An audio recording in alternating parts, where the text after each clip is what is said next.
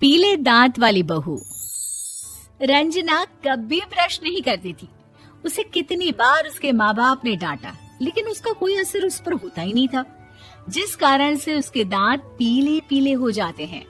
शादी के बाद अरे बहू, वैसे तो तुझ में कोई कमी नहीं है, पर तेरे दांत इतने पीले कैसे हैं बेटा?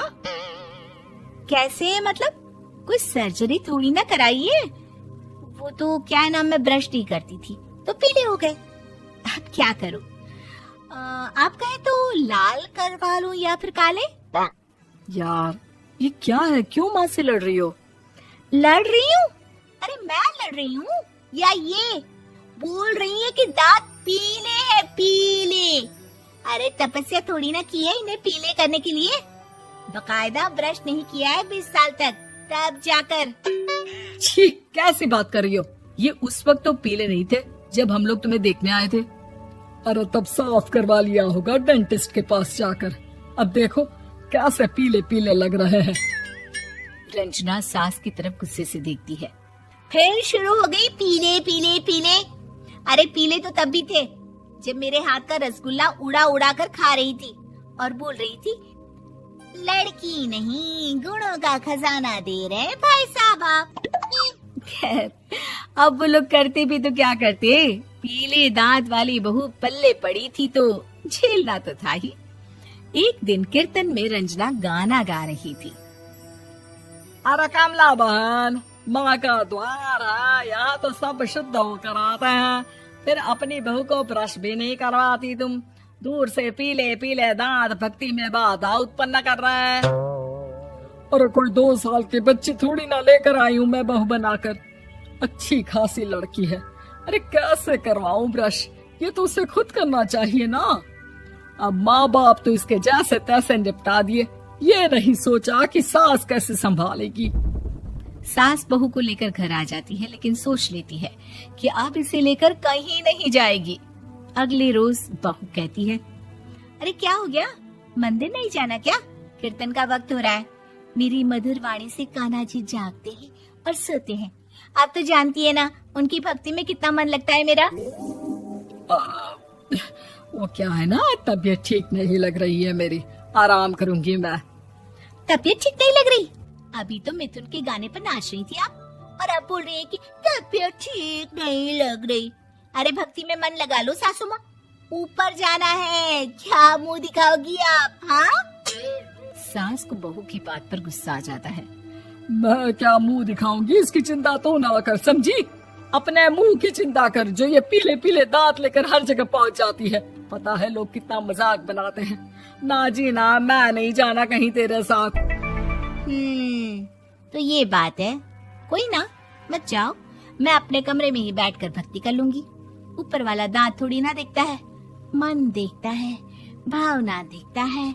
और अरे बस बस, तू सब कुछ दिखा, बस ये सफेद चमकदार दांत ना दिखाना किसी को, है?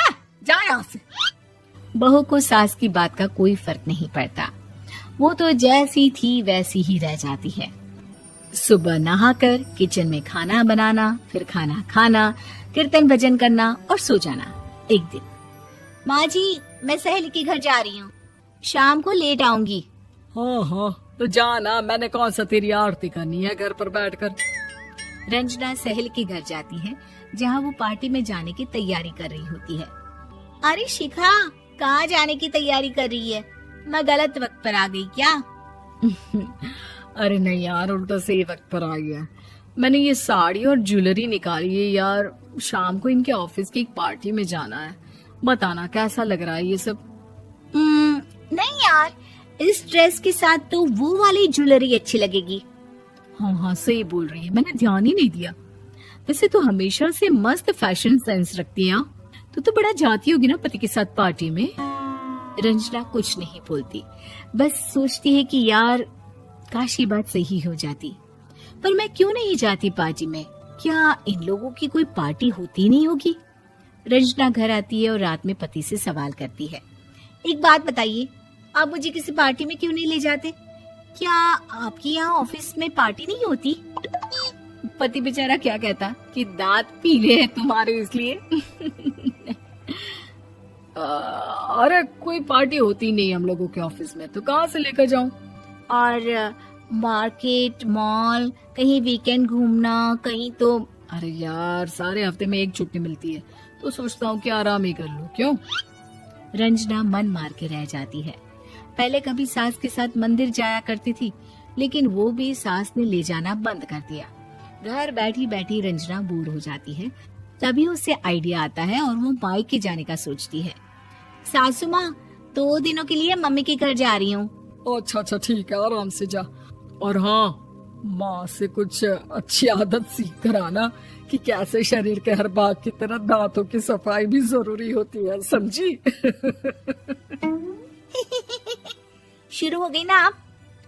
वो लोग आपकी तरह नहीं है कि छोटी छोटी बात का बतंगड़ बना दे। उन लोगों के लिए मैं मायने रखती हूँ, ना कि मेरे पीले पीले दांत। रंजना माँ को बिना बताए उन लोगों को सरप्राइज देती है, लेकिन जैसे ही वो दरवाजे पर पहुंचती है, अंदर देखती है कि घर वाले कहीं जा रहे होते हैं। अब माँ, काश रंजना दीदी के दांतों वाली प्रॉब्लम नहीं होती, तो वो भी हम लोगों के साथ चलती ना बुआ जी की बेटी की शादी में। हाँ बेटा, लेकिन अब उसे कौन समझाए कि उसको उसके पीले दांत नहीं दिखते, लेकिन उसके आसपास के लोगों को कितना एम्बैरेसिंग फील कराते हैं। मुझे तो कितनी बार उसके स्कूल की टीचर ने शिकायत की कि उसके साथ कोई लड़की बैठना भी नहीं चाहती, और ना ही कॉलेज में कोई उससे बात करना चाहता था। लेकिन पता नहीं क्यों उसे ये बात समझ में ही नहीं आती। कोई कमी नहीं है उस लड़की में, बस यही कि दांत पीले हैं। वो तो भला हो जीजा जी और उनकी माँ का, जो दीदी को जैसी है वैसे ही रखा हुआ है। रंजना को अपने घर वालों की बात सुनकर बहुत दुख होता है।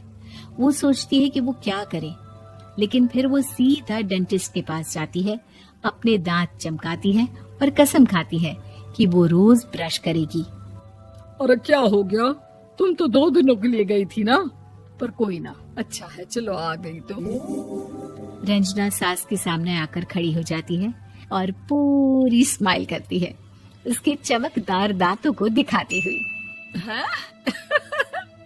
चले मंदिर।